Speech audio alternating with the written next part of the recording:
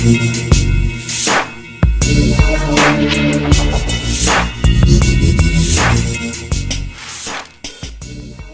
Carradine, the Cowboy King of the Nerds. Hello again to all of you in the Astronomicon congregation. February 7th, 8th, and 9th, 2020 is right around the corner, and the Wyndham Garden is reinforcing the walls, floors, and doors to contain all the excitement imminent at the 3rd annual Astronomicon. And we are here to discuss the celebrity guests that are going to be trapped in there all weekend with us. This is AstronomiConfidential. I appreciate you tuning in. Grab your Justin Boots cowboy hat, but don't forget your horn-rimmed glasses and pocket protector either, because today we are talking about an actor who is as well known as a legend in westerns as he is with the nerds, Robert Carradine. Whether on horseback or the back of the social class, Bobby Carradine's career has spanned nearly 50 years and showcased nearly that many unique roles. Joining us in Sterling Heights via his hometown of Hollywood, California, Robert Carradine was born into a Hollywood legacy. His father, John Carradine, was a pioneer in the early movie business, appearing in at least 250 documented roles and as many as 500 undocumented ones. His two older brothers, David and Keith, would become performance titans in their own right. Acting was in the Carradine DNA, so it's not surprising Bobby's path veered towards show business from his original ambitions of race car driving, shortly after he was old enough for a driver's license. Visiting sets with his father ignited a love of Western and cowboy culture early in Robert's life, so when he rode into the Ponderosa Ranch on NBC's Bonanza in 1971, it was a natural fit.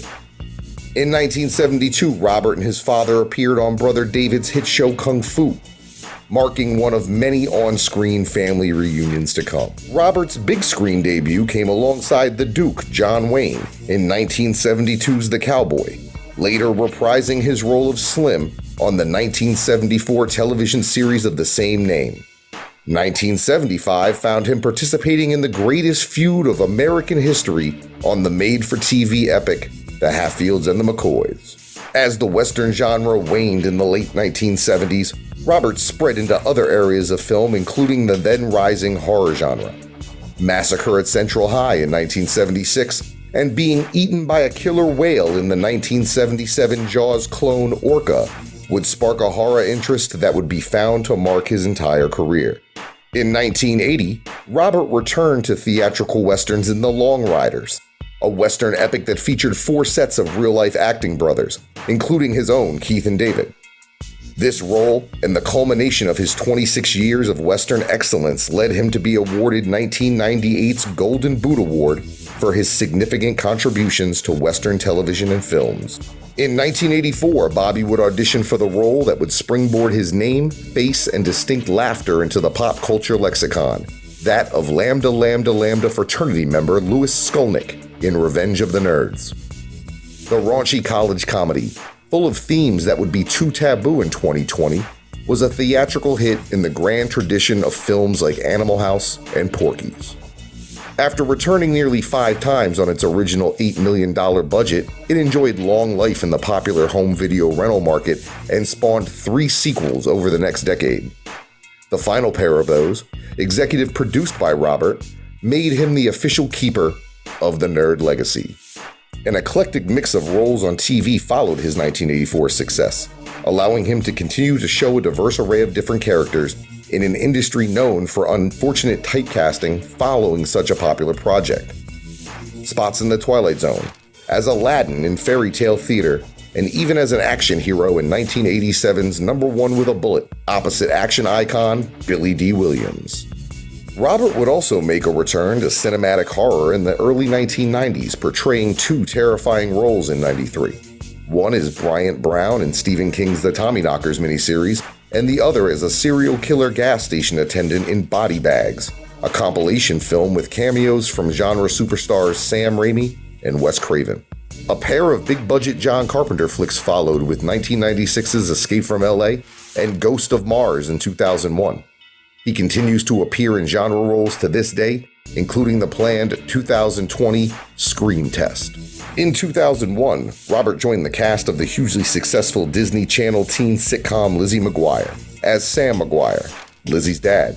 Back-to-back Kids' Choice Awards for Favorite Television Show in 2002 and 3 led to a reprisal of Robert's character Sam in the Lizzie McGuire movie. Lizzie McGuire has had a long, successful life in syndication thanks to networks like WGN and is now in reboot production for the Disney Plus streaming platform, with the entire original cast returning, including Robert. Robert appeared in the most successful Western in the last decade, Quentin Tarantino's Django Unchained of 2012. Robert's small but notable role as one of Leonardo DiCaprio's trackers lent 40 years of Western excellence and experience to the brutal Jamie Foxx vehicle. In 2013, Robert Carradine returned to his nerd throne, along with fellow original Tri-Lam Curtis Armstrong, otherwise known as Booger. The pair presided over TBS's King of the Nerds reality competition program. King of the Nerds ran for 3 seasons, testing competitors on the full spectrum of nerd knowledge. Robert continues to pop up in a few projects a year, and with the current rise in streaming platforms and content creation outlets, the new Lizzie McGuire reboot won't be the last place we see Robert Carradine. You'll definitely be seeing Robert Carradine on the convention floor in Sterling Heights, February 7th, 8th, and 9th, only at Michigan's most exciting pop culture convention, Astronomicon. How many of you nerds are gonna ride up? The Wyndham Garden hosts Robert Carradine and a celebrity lineup including Richard Brake and Bill Moseley from 3 from Hell, Dirt Nasty aka Simon Rex, and many, many more. I'll be there with my Spurs and my pocket protector. My name is Chuck Reeves and you can catch me in the panel room. And until next time, this has been AstronomiConfidential.